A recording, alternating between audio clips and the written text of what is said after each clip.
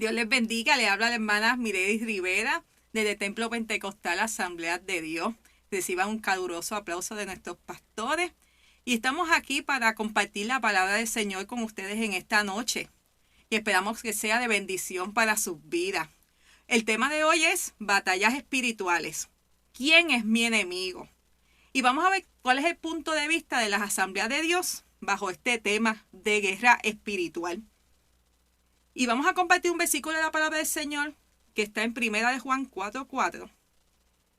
Y dice así: Hijitos, vosotros sois de Dios y los habéis vencido, porque mayor es el que está en vosotros que el que está en el mundo.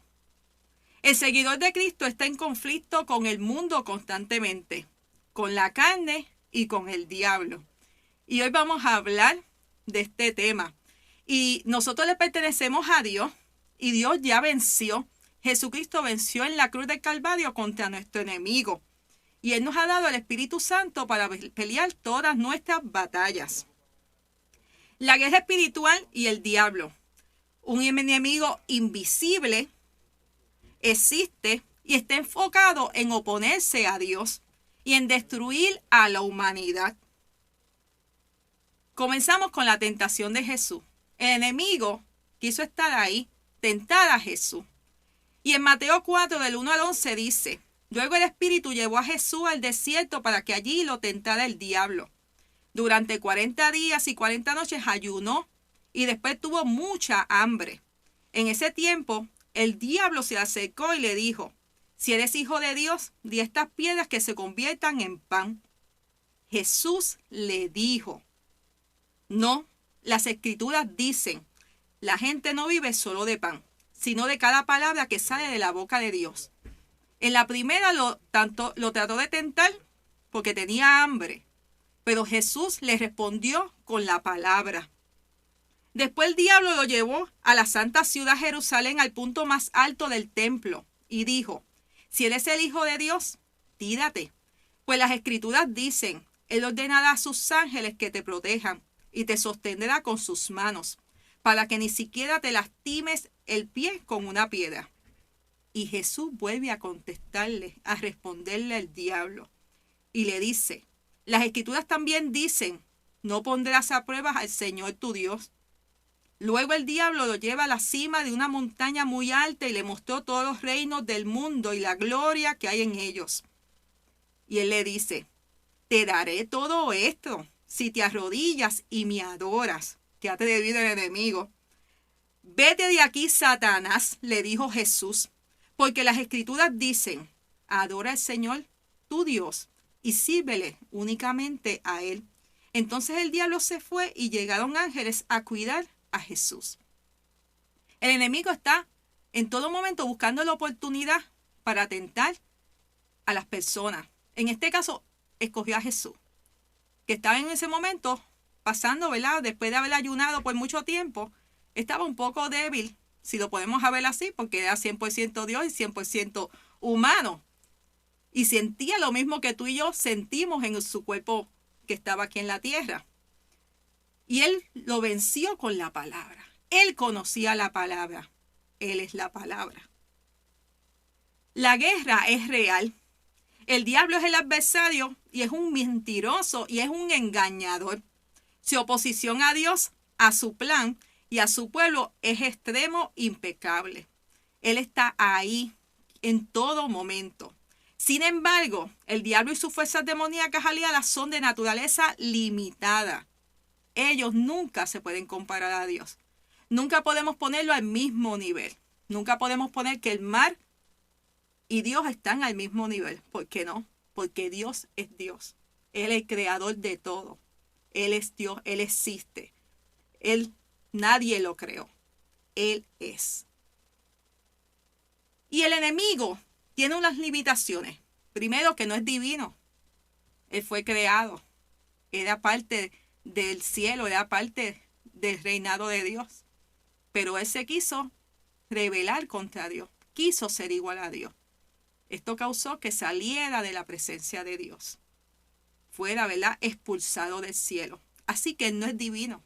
El único divino, el único que tiene todo poder, toda autoridad, el único que siempre ha existido, el que es Dios. No tiene pleno conocimiento como Dios. En otras palabras, Él no lo sabe todo. El único que sabe todas las cosas es Dios. El enemigo tiene un conocimiento limitado. No tiene la habilidad de estar presente en todo lugar al mismo tiempo. No es omnipresente. No puede estar en China y en Puerto Rico al mismo tiempo. No. Solamente eso lo puede hacer Dios. Es el único que está en todo lugar. Él está. Está sujeto a Dios y a su pueblo. El enemigo tiene que sujetarse a Dios. Se tiene que sujetar a Dios. No tiene opción. Si Dios le dice que no, hasta ahí llegaste, se tiene que detener. Y también se tiene que sujetar al pueblo de Dios cuando el pueblo de Dios está lleno porque busca a Dios, porque se ha sometido a Dios. El enemigo tiene que huir del pueblo de Dios. El enemigo no tiene acceso garantizado a tu mente, a tus pensamientos. Él no puede leer lo que tú estás pensando. No te puede escuchar tus pensamientos. Y no es todopoderoso. El único que tiene todo poder es Dios. Él tiene un poder limitado. Y ese poder también se tiene que someter a Dios. El creyente debe tener conciencia de sus intenciones y de actividades malvadas que el enemigo hace. Pero nunca debemos de temer al enemigo, porque Dios nos ha dado la autoridad para reprenderlo y que huya de nosotros. La guerra es real. En Efesios 6:12 dice, pues no luchamos contra enemigos de carne y hueso. Usted no lucha contra su vecino, contra la persona que le hace la vida imposible, contra el que le odia. No, usted no lucha contra ellos. Usted lucha contra gobernadores malignos, con autoridades del mundo invisible, contra fuerzas poderosas de este mundo tenebroso y contra espíritus malignos de los lugares celestiales. En otras palabras, muchas veces vemos, ¿verdad?, que suceden cosas a nuestro alrededor y vemos a esa persona y odiamos y tenemos rencor y todo. No, nuestra lucha no es contra esas personas. No hay por qué odiar a esas personas. Tenemos que ver cuál es el background, qué ha pasado en esa persona, por qué está actuando así. ¿Por qué la cogió conmigo? ¿Por qué está haciendo eso? Y vemos muchas veces que hay una maquinación, algo del enemigo detrás de toda intención. Nuestra lucha y nuestro deber es orar por esa persona que está en contra o que está haciendo algo en contra de nosotros o por la situación que sea. Nuestro deber es orar para que Dios nos dé la victoria en medio de toda situación. La guerra espiritual y la carne. ¿Qué es la carne? La palabra carne se utiliza para hablar de los aspectos más débiles de la naturaleza humana, aquello que está sujeto a la tentación. ¿Verdad? Lo que nosotros peleamos cada día. En Efesios 2:3 dice, todos vivíamos así en el pasado, siguiendo los deseos de nuestras pasiones, la inclinación de nuestra naturaleza pecaminosa. Por nuestra propia naturaleza éramos objeto de enojo de Dios, igual que todos los demás. Éramos así. ¿Por qué éramos así? Porque cuando venimos a Cristo todo es hecho nuevo. Se supone que ahora, ¿verdad?, el Espíritu Santo que mora en nosotros nos ayuda a vencer todas las tentaciones y todas las situaciones que tenemos en nuestro cuerpo y en lo que nos tenta a pecar. Y así en el pasado éramos objeto de enojo de Dios. Qué fuerte, ¿verdad?, esa palabra. Pero ahora qué lindo cuando vino Jesucristo a nuestras vidas, nos sanó, nos limpió y quitó todo eso que nos hacía enemistad con Dios y que nos hacía enojar a Dios. Hoy somos diferentes. Pero nosotros luchamos día a día con la carne. La guerra contra la carne es contra la naturaleza caída de la humanidad, la cual ahora tiene un rumbo que se aparta de Dios. Esa naturaleza en nosotros lo que nos dice es, aléjate de Dios y de su voluntad, y se inclina hacia las tendencias y los deseos pecaminosos. ¿Qué son las obras de la carne? Vamos a definirlo más fácilmente. La Biblia tiene todo. Toda pregunta que usted tenga, busquen en la palabra del Señor. Ahora es más fácil porque en el teléfono y en todas las Biblias digitales hay una lupita, usted va ahí, pone el tema y le aparecen todos los versículos sobre ese tema que usted quiere. Y la Biblia es clara. En Gálatas 5, 19, 21 dice las obras de la carne.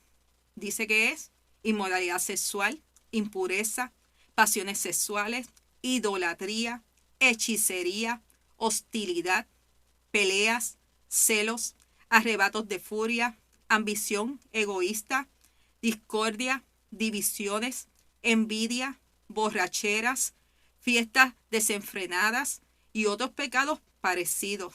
Permítame repetirles lo que les dije antes.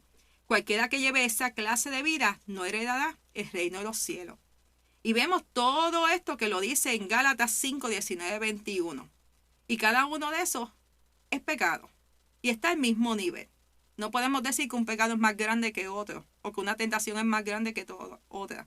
Somos tentados de nuestros propios deseos, de nuestra propia humanidad.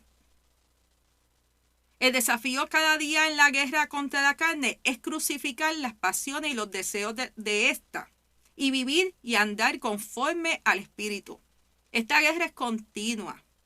Por eso cada vez que vamos a la iglesia, leemos un versículo, escuchamos la palabra del Señor, quizás se te quedó del sermón del domingo 10 minutos o se te quedaron 10 cosas que recuerdas de ese sermón. Por eso nuestra guerra es constante contra ella. Por eso es que es constante necesario leer la palabra de Dios, buscar a Dios en oración, ayunar, llenarnos de su Espíritu Santo.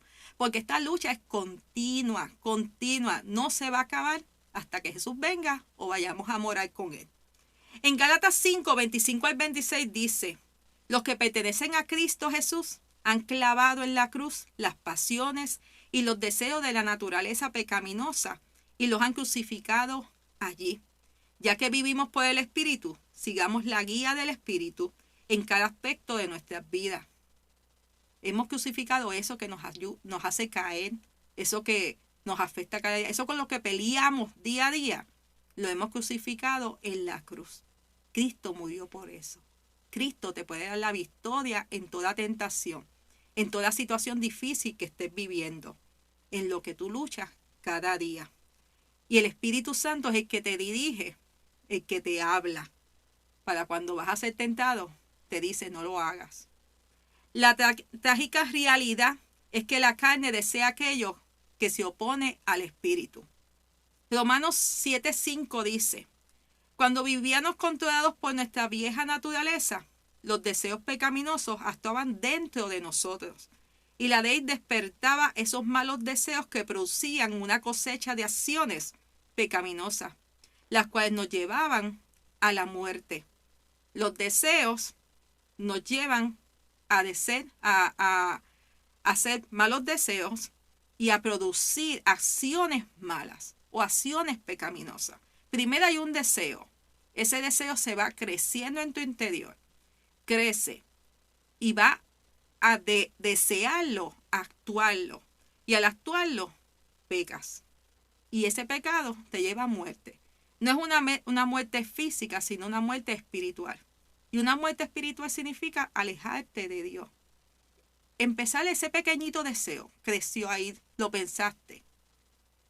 Luego lo deseaste. Luego, lo voy a llevar a la acción. Y eso creció.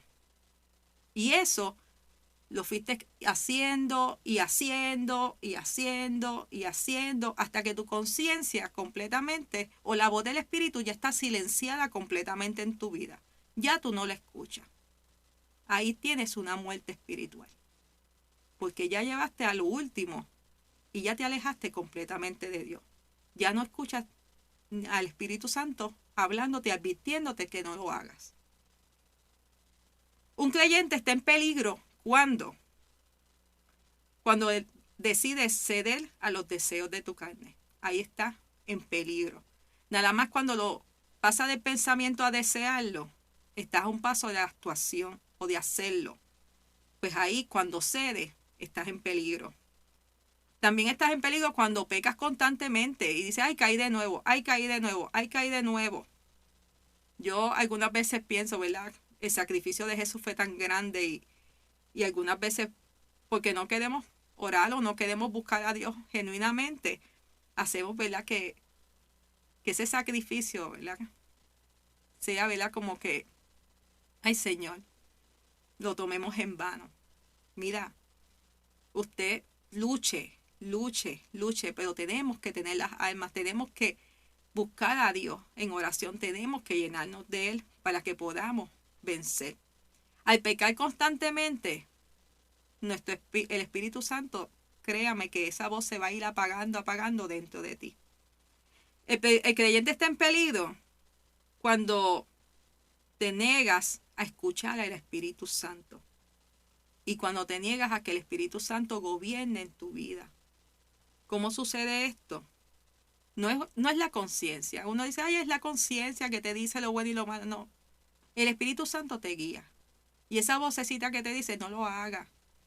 No pienses en eso. Mira, vas a caer. Y tú le empiezas a ignorar.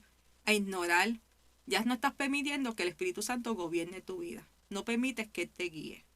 Ahí estás en peligro. Puertas que puedes abrir, que pueden causar peligro de que tú, ¿verdad? Caigas o permitas, ¿verdad? Que el Espíritu Santo se vaya o se aleje de ti, porque estás permitiendo que esto entre y te lleve a caer y a pecar. Estás dándole paso a la carne. Puertas como el ocultismo. En Deuteronomio 18, del 10 al 12 dice, por ejemplo, jamás sacrifiquen a sus hijos o a tu hija como una ofrenda quemada. Tampoco permitas que el pueblo practique la adivinación, ni la hechicería, ni que hagan interpretación de agüeros, ni que se mezclen en brujerías, ni hagan conjuros. Tampoco permitas que alguien se preste a actuar como medium o vidente, ni que invoquen el espíritu de los muertos. Y muchas de esas cosas actualmente se practican. Hay personas que dicen que sus muertos los protegen, los cuidan o hablan con los muertos. Mire, no le dé trabajo a los muertos. Ellos están donde estén, en la eternidad donde estén. Ellos no te pueden cuidar. El único que te puede proteger es Dios. No podemos ni hablar con ellos, ellos no pueden venir de allá para acá, ni la palabra misma lo dice. Hechicería, brujería, todo lo que tenga que ver con ocultismo, eso abre puertas al enemigo en tu vida. La nueva era y las creencias falsas. La yoga, la meditación de mente en blanco, las vibras, las energías. Este vocabulario es bien común hoy en día. El autohipnosis, el naturalismo extremo, todas estas creencias que están alejadas de Dios. Eso abre puertas. Y algunas veces queremos mezclarlas dentro de la misma iglesia. No. El yoga es una religión. Muchos piensan que son ejercicios, estiramientos y todas esas. No. El verdadero yoga te lleva a tener una religión dentro del hinduismo. Y te va a llevar prácticas para tú hacer la religión del hinduismo. Experiencias en la niñez. Esto lo voy a tomar con cuidado también.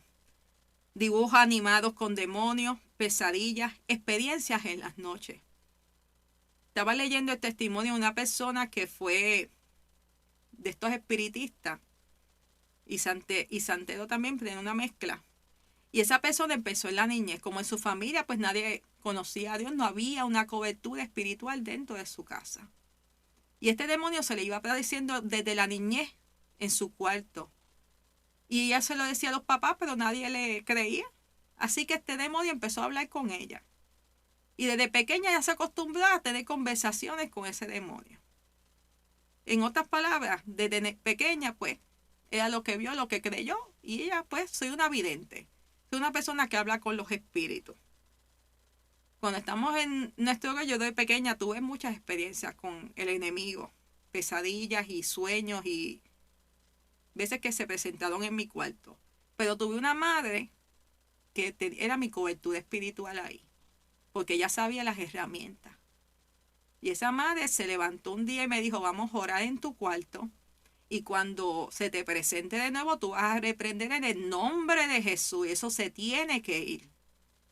Nunca más volvió a aparecer la figura en mi cuarto. Porque se fue en el nombre de Jesús. La importancia de que nuestra casa le pertenezca a Dios. De que nuestra casa se mueva el poder de Dios.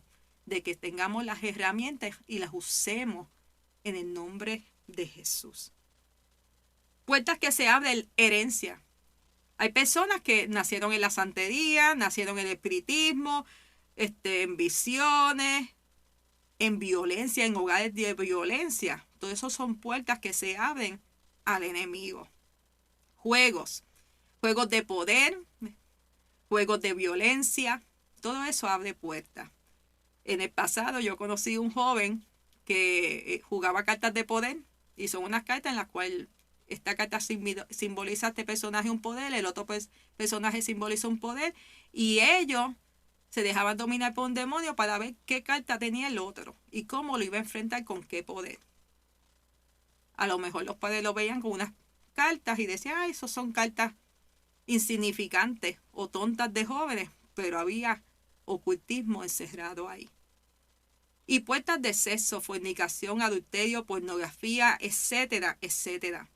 Cuando personas se sumergen en eso, los cambios pasan. Personalidad, cambian su forma de ser, cambian su agresividad, cambian muchas cosas. Puertas que se abren. Otras puertas, la música, con letras diabólicas, que incitan a la violencia, exceso desenfrenado con malas palabras. Si te llenas de eso, eso es lo que va a haber en tu corazón y en tu mente. Eso es lo que le estás abriendo puertas en tu ser, a tu espíritu. Las artes marciales y todo lo que no le agrade a Dios y se practican sin remordimiento. ¿Por qué lo digo sin remordimiento? Porque la gente lo practica y lo practica y lo practica y si no sienten nada de que no se sienten mal hacerlo. Para ellos algo normal en su vida, pero no le agrada a Dios. Son puertas que abren al enemigo. ¿Cómo obtener la victoria sobre la carne? La victoria sobre la carne se obtiene cuando oyes al Espíritu Santo y lo dejas actuar en tu vida, para así poder vencer los deseos de la carne y sus actividades pecaminosas. Tienes que dejar que el Espíritu Santo hable a tu vida. Tienes que escucharlo. Puede estar ahí, pero si no lo escucho, voy a caer. Conforme el creyente continúe dejando que el Espíritu Santo lo gobierne y lo guíe, el carácter de Cristo en su vida se fortalece. No es fácil dejar que el Espíritu Santo te gobierne tu vida, porque vas a dejar tu yo, vas a dejar tus deseos, vas a dejar lo que eres tú y vas a permitir que Él te dirija hacia lo que Él quiere para tu vida, lo que Dios desea para tu vida, que es todo de bien. La palabra dice que Él quiere lo mejor para nosotros. Tiene pensamientos de bien para nosotros. Y sabe cuál es nuestro futuro y quiere un futuro de bien para nosotros también. Y debemos dejar que nosotros muramos a nosotros y dejar que el Espíritu Santo nos guíe. Que el Espíritu Santo nos muestre, que el Espíritu Santo moldee nuestro carácter. Ayúdanos, Señor. En Romanos 12:2 dice, no imiten las conductas ni las costumbres de este mundo, más bien dejen que Dios los transforme en personas nuevas al cambiarles la manera de pensar.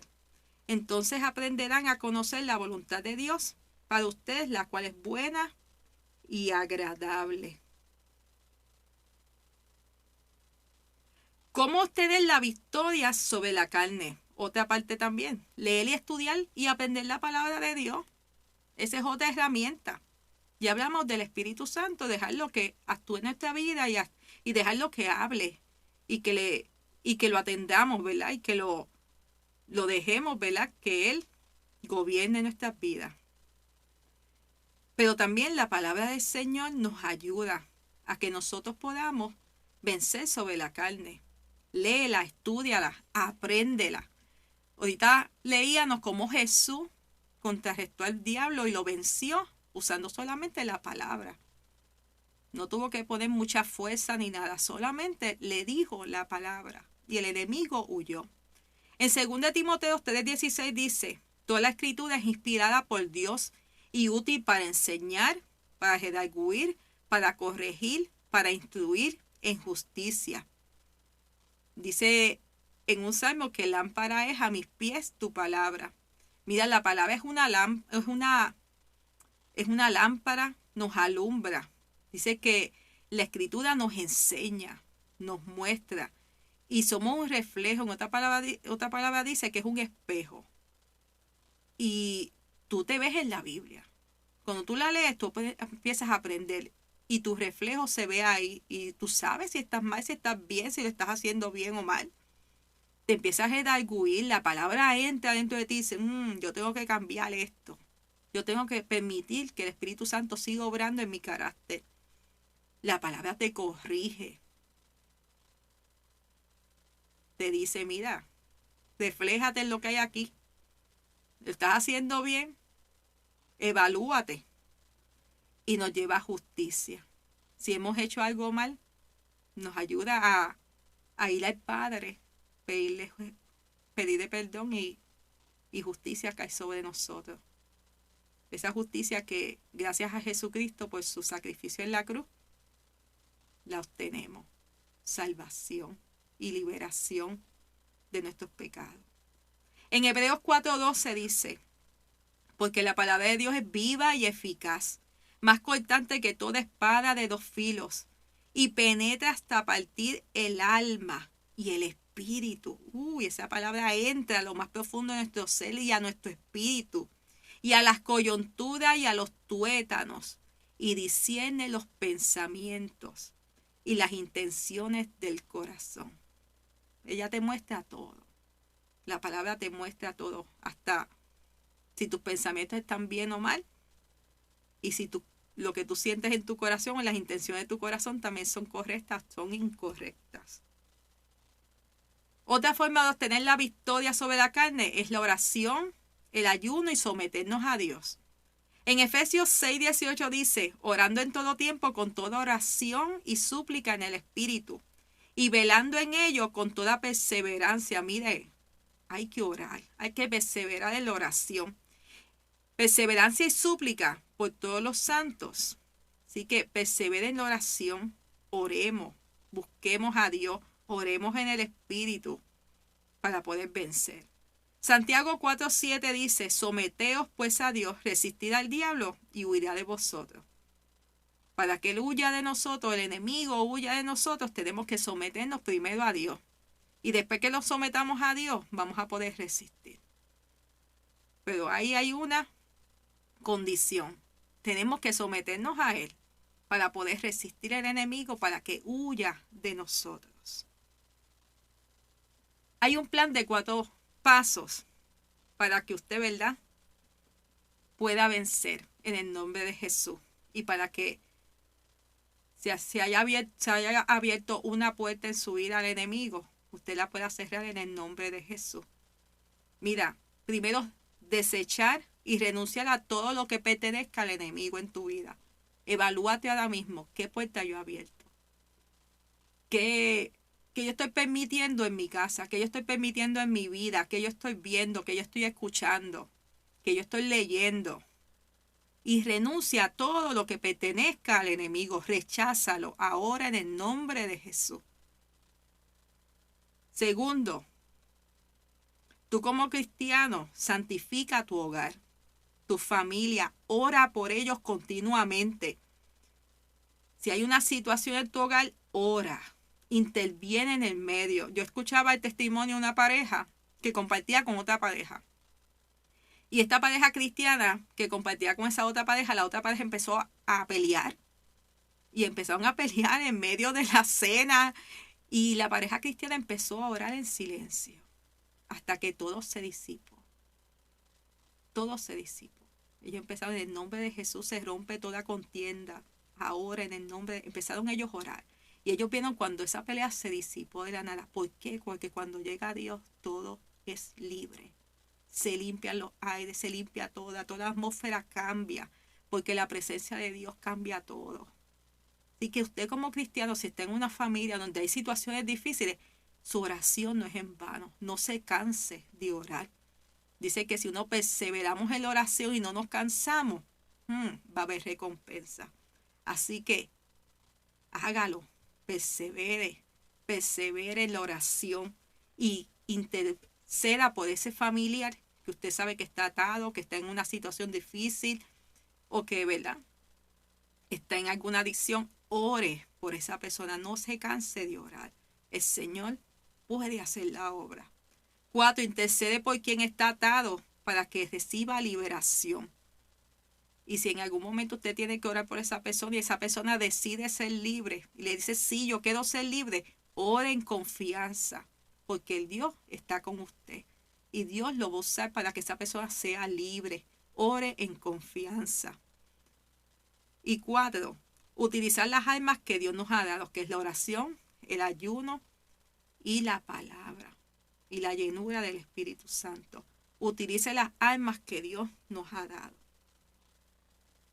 La palabra del Señor dice en Marcos 16, 17, 18, dice, estas señales milagrosas acompañarán a los que creen, expulsarán demonios en mi nombre, hablarán nuevos idiomas, podrán tomar serpientes en las manos sin que le haga nada, y si beben algo venenoso no les hará daño, pondrán sus manos sobre los enfermos y ellos sanarán.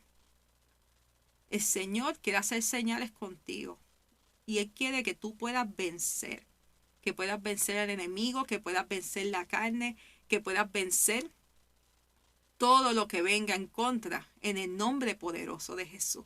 Él te ha dado las herramientas, la oración, úsala.